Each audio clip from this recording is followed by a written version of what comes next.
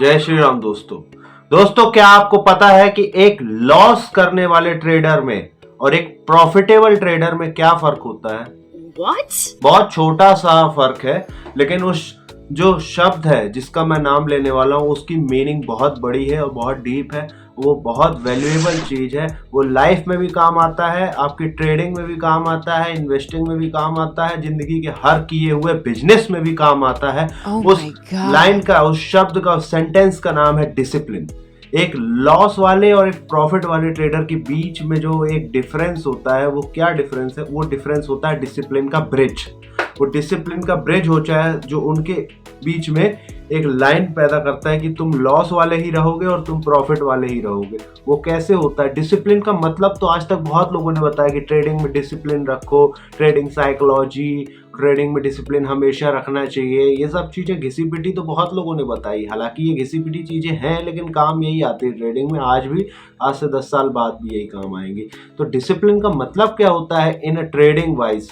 Trading में discipline का मतलब होता क्या है? ट्रेडिंग के अंदर डिसिप्लिन का मतलब होता है, या इन्वेस्टिंग के अंदर, ट्रेडिंग या इन्वेस्टिंग दोनों में डिसिप्लिन का बहुत बड़ा महत्व है। ट्रेडिंग के अंदर डिसिप्लिन का मतलब होता है कि आपने कोई स्ट्रेटजी डिसाइड की। आपने कोई स्ट्रेटजी डिसाइड की, मान लीजिए कोई मूविंग एवरेज आरएसआई को मिला के आपने एक स्ट्रेटजी डिसाइड की। अब आपने उसी स्ट्रेटजी को फॉलो करना है कम से कम 3 साल। ये डिसिप्लिन के अंदर होते हैं रूल। डिसिप्लिन का मतलब है कि आपने जो रूल बनाए हैं आपको उनको फॉलो करना है किसी भी हाल में, उस ड्यूरेशन तक। तो आपने पहला रूल बनाया डिसिप्लिन का। मैं आपको प्रॉपर डिटेलिंग वाइज मतलब बता रहा हूं, किसके अंदर? ट्रेडिंग के अंदर। आपने कोई स्ट्रेटजी बनाई, आपको 3 साल उसको लगातार फॉलो करना है, बीच में छोड़ना नहीं है। आपने कोई स्ट्रेटजी के अंदर ही डिसाइड किया कि मुझे इस रिस्क टू रिवॉर्ड रेशियो में काम करना है, इसमें 1:2, 1:3, तो वहां जब स्टॉप लॉस कट रहा होता है आपका, तो आपको निकल जाना है। बैठे नहीं रहना है कि वापस आ जाए, वापस आ जाए, ये सब नहीं। होप में नहीं जाना है, आपको सिस्टम को देख के ट्रेडिंग करना है। इसका दूसरा पॉइंट है डिसिप्लिन का।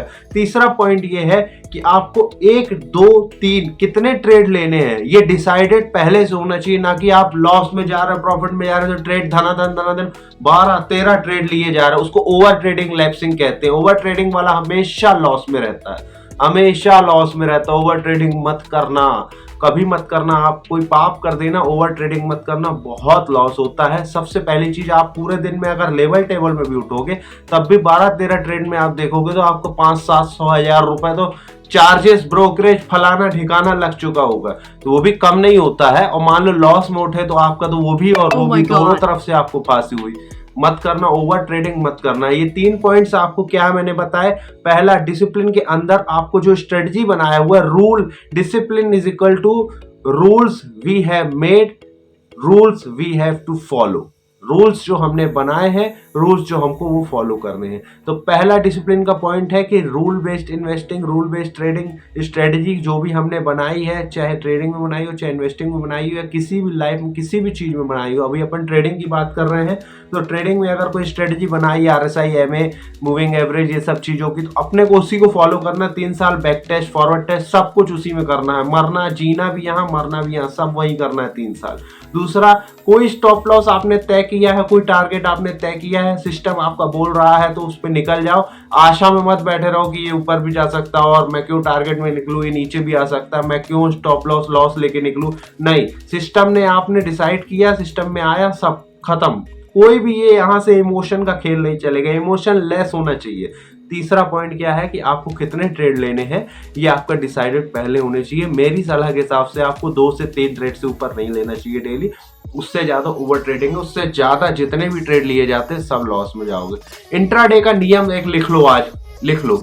मेरे गुरु ने बताया था, आपको बता रहा। अगर लॉस हो गया है और फिर भी आप बैठे हो, ट्रेड ले रहे हो, तो और लॉस लेके निकलोगे। अगर प्रॉफिट हो गया है फिर भी आप बैठे हो, प्रॉफिट काट के बाहर नहीं गए हो, तो प्रॉफिट का और उल्टा लॉस लेके निकलोगे। मान लो आपने लॉस किया 22,000 रुपए, ठीक है, तो आप और 20,000, 22,000 और लेके लॉस निकलोगे, 45-50,000 लॉस टोटल हो जाएगा। अगर आपने प्रॉफिट किया सुबह सुबह 25,000, उसके बाद ही बैठे हो कि शायद आज का दिन मेरा अच्छा है, शायद मैं आज 50,000 कमा के उठूंगा, उल्टा 25,000 जो कमाया है वो भी जाएगा, उल्टा 25,000 चढ़ा के जाओगे। हमारा ना दिमाग चढ़ जाता है प्रॉफिट जब होता है, तो और जब लॉस होता है तो कवर करने के लिए दिमाग चढ़ जाता है। इसीलिए इंट्राडे का नियम है, प्रॉफिट हो गया तो बाहर, लॉस हो गया तो बाहर, बैठे नहीं रहना है।